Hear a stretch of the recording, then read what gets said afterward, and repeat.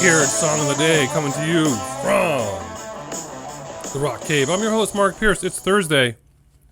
Thirsty Thursday. For those of you who are thirsty, it is Thursday. What is going on? I don't even know where to start.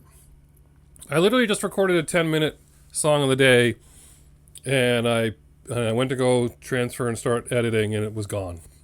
Just gone. Just not there. All right.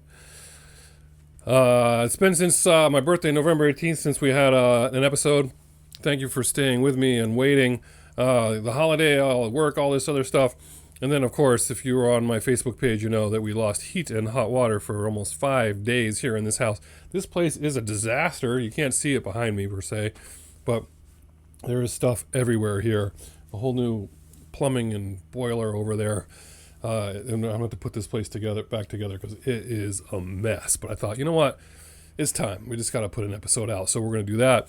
And then I just had this episode all get ready to be edited, and it's gone. So we're going to give it another shot. But I was thinking about what we could do for music, and I had a lot of different choices. And I was like, you know what? This is a good way to just restart the Song of the Day. Did you know that for those of you who have been paying attention, Song of the Day started during COVID as far as a video format. So that's where you get all these 1,200 episodes of too much talking. But technically, as a matter of fact, on my private Facebook page, I started doing a Song of the Day almost 14 years ago on Facebook. And I would post just songs of the day with a little description about it. So this whole idea has been something on my mind for 14 years. And 14 years coincides with how old that furnace was that we just replaced. So there's that. Anyway, but that's true.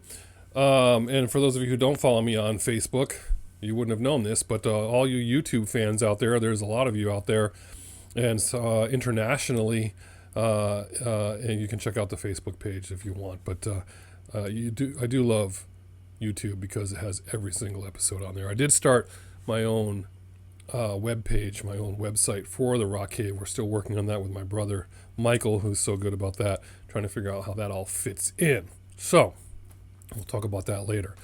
What are we talking about today? I had some choices today, and one of them involved Frank Zappa. Big fan of Frank Zappa, and maybe we'll put that on the shelf and do that again later. But really what we're doing is we're talking about this week in 1980, Led Zeppelin announced 2 weeks after the tragic death of John Bonham that they are going to preserve the band and they could not go forward and they were going to break up.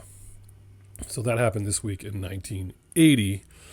And in 1980, I had no idea this happened because I didn't know anything about Led Zeppelin. I was listening to Casey Kasem, my one Pink Floyd record, The Wall, and probably Grease soundtrack, Saturday Night Fever, and Blondie.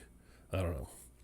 Anyway, so some of you were affected by this out there. If you're a little older than me, maybe you remember when this all happened, so I can't speak to it, but it was a pretty big deal. Of course, later on, Page and Plant, I was a Robert Plant fan, solo fan, but Led Zeppelin complicated history with me because some of you have been, again, people who have been paying attention, not a classic rock fan per se growing up. MTV is what I had in 1982, and I was all about new wave. I didn't hear a lot of classic rock growing up until I moved to Connecticut as a sophomore in high school, and that's when we had WCCC, WAQY,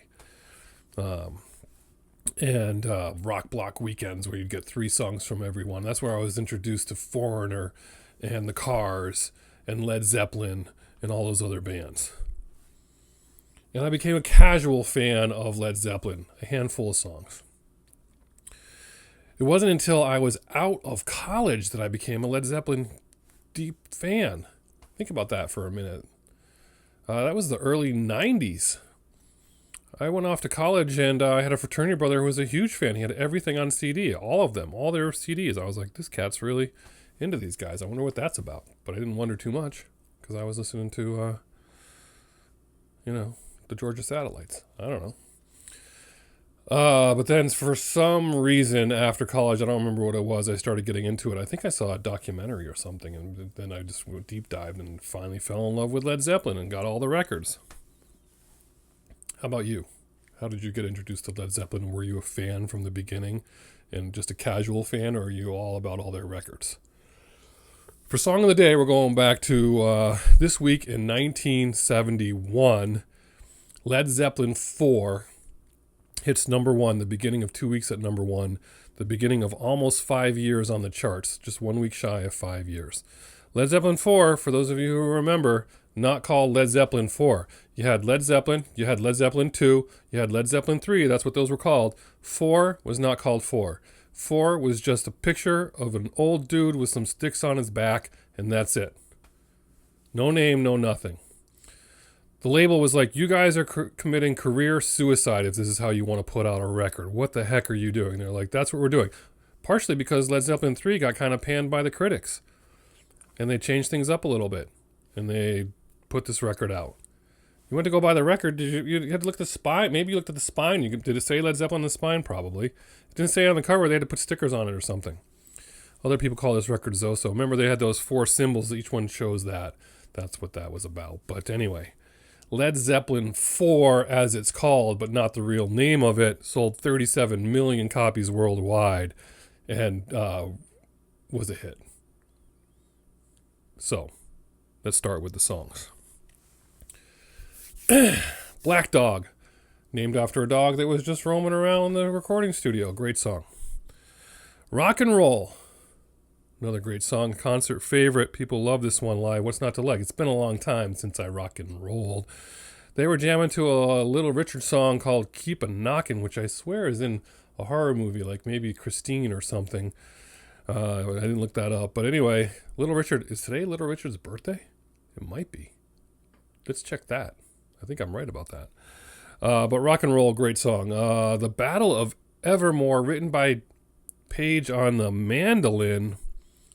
Sandy Denny from Fairport Convention. Am I right about that? Duet.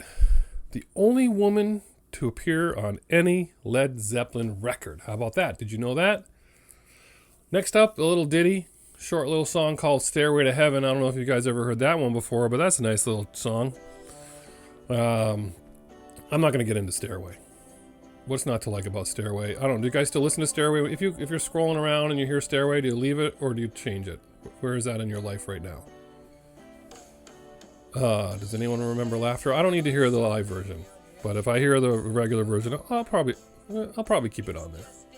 Probably. Maybe it depends where it is in the song, but I don't know. Great song. Misty Mountain Hop, title from The Hobbit. They were a little obsessed with The Hobbit and the Tolkien books. This is about police and students and drug possession. Great song. Four Sticks. Lots of drumming. I think he had four drumsticks when he was playing. Anyway.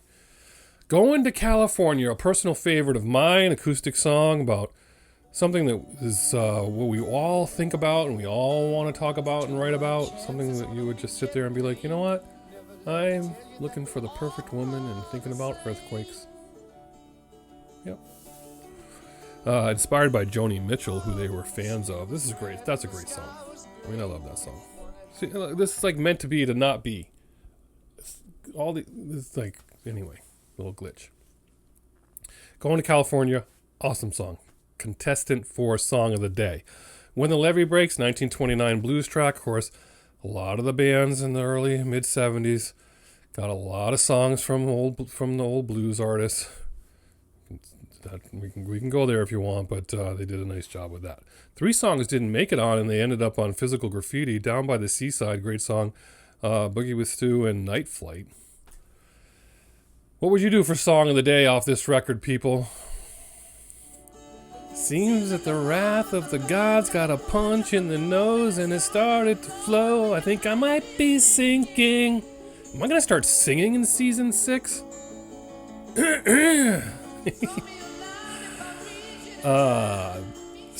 Going to California certainly was very close to Song of the Day, but we're going to go with Rock and Roll because it's such a great song. It really gets the blood flowing. And hey, it's been a long time since I rock and rolled. It's been a long time since there's been an episode here. So that's your Song of the Day. Talk to me about Led Zeppelin below in the comments, people. I want to hear it.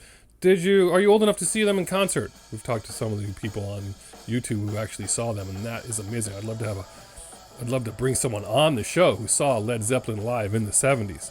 I'd love to do a Zoom call or whatever with someone who saw it who could talk about that. Did you see Page Plant? Did you see Reunion Tour? What did you see? Or didn't you see any of that? Do you love Led Zeppelin? Or you're casual Led Zeppelin? Did you ever meet anyone who just didn't care about music? Just said, yeah, I don't know. Music's alright. Like all music is alright. Talk about a punch in the nose. Anyway, Led Zeppelin, that's your song of the day. I hope whatever you're doing today involves music, and it certainly involves Led Zeppelin for me. Hope it does for you. And as usual, catch you on the flip side.